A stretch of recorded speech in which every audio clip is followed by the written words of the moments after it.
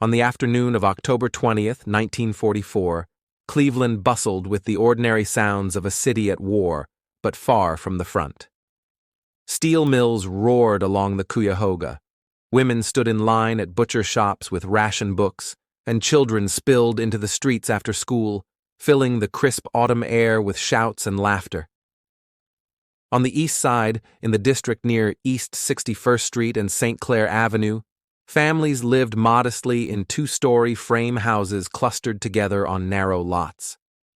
From nearly every street corner, residents could see the massive white cylinders of the East Ohio Gas Company. The tanks rose above rooftops like giant domes, each storing millions of cubic feet of liquefied natural gas. People had grown used to them, fixtures of the skyline, symbols of progress. But that October day, one of those tanks would turn routine life into a nightmare. The storage system was a point of civic pride. East Ohio Gas had been among the first companies in the nation to experiment with liquefied natural gas, or LNG. By cooling gas until it condensed into liquid, they could store enormous amounts in relatively small tanks. It was hailed as modern, efficient, and safe. Yet the technology was untested at this scale. Tank number 4, the newest, had been built of steel that became dangerously brittle at cryogenic temperatures. Cracks had formed silently. For weeks, workers had reported faint odors near the base, but their warnings were brushed aside. On October 20th, just after 2:40 p.m., the welds gave way. Invisible vapor hissed from the tank and spread like a tide. Heavier than air, it hugged the ground, rolling downhill into streets, seeping into yards, sliding under doors and down basement steps. It flowed into the sewer network, filling the city's underbelly with an invisible bomb. A few neighbors sniffed at the odd smell, sharp and oily. One woman pulled her children inside when her eyes began to sting. A shopkeeper thought a delivery truck had spilled fuel. No one knew that their entire neighborhood was now covered by a film of explosive gas. The first ignition came without warning. Witnesses described a sudden blinding flash, followed by a roar so loud it rattled windows across downtown. Houses rocked on their foundations. Glass shattered in waves for blocks in every direction. Doors blew inward, roofs lifted and fell. A fireball clawed at the sky, a pillar of flame hundreds of feet high, visible across Lake Erie. People staggered into the streets in shock. Some never had a chance. Families living closest to the tanks were incinerated in seconds. And then the sewers lit. The gas that had seeped underground turned the city's arteries into flamethrowers. Manhole covers shot skyward like coins flipped by a giant's hand. Some weighed nearly 100 pounds, hurled through the air to crash on rooftops. Jets of fire burst from cracks in the pavement. Sidewalks buckled as the ground itself erupted. A survivor later said, "The streets breathed fire." People fleeing down alleys found flames chasing them from below. Tank number 3 followed. Its explosion was even more violent, hurling twisted steel fragments half a mile. Some pieces crashed through houses, igniting them instantly.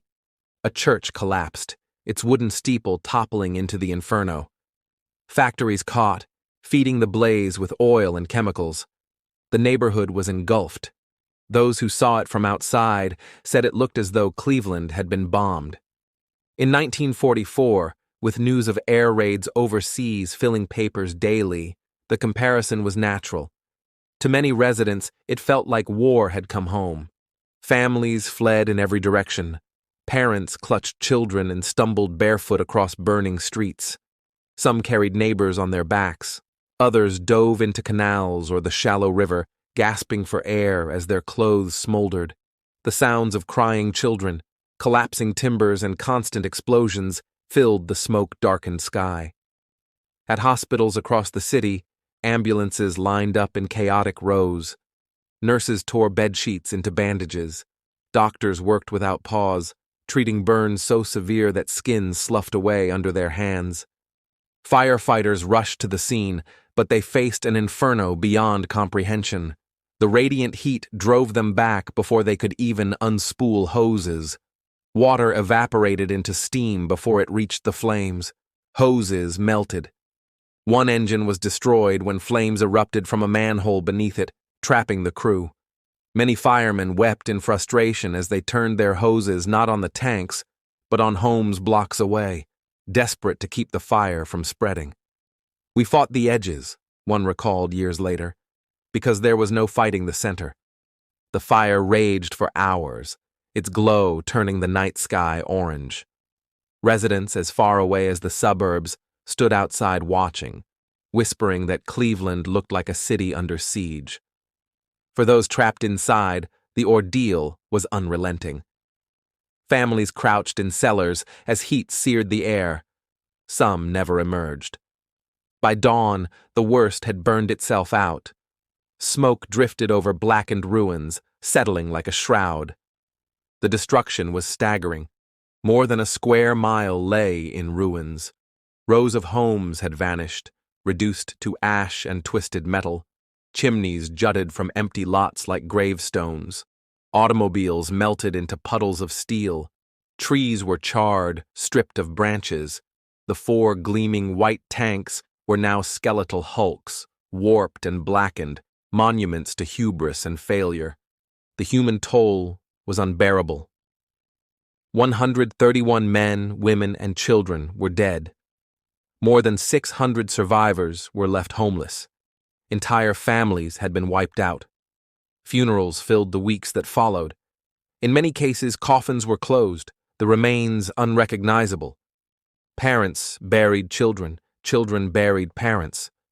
Cleveland mourned as one. The investigation revealed what many already suspected. Tank number. 4 had been built with steel that could not withstand cryogenic temperatures. Its welds cracked, and when the gas escaped, the design offered no containment. It was not sabotage. It was not bad luck. It was negligence. The findings forced sweeping reforms.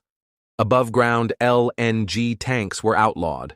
From then on, storage would be moved underground into natural caverns and engineered facilities where leaks could not ignite whole neighborhoods. Relief efforts brought some comfort. Churches opened their basements. The Red Cross set up kitchens. City leaders promised compensation, though it could never replace what had been lost. Survivors lived with the scars, both physical and emotional. For decades, they told their children about the roar that shook their homes, the flames that poured from the streets, the neighbors who disappeared. The disaster never made the national headlines it deserved. World War II dominated the news. For the rest of America, it was a brief article in the back pages.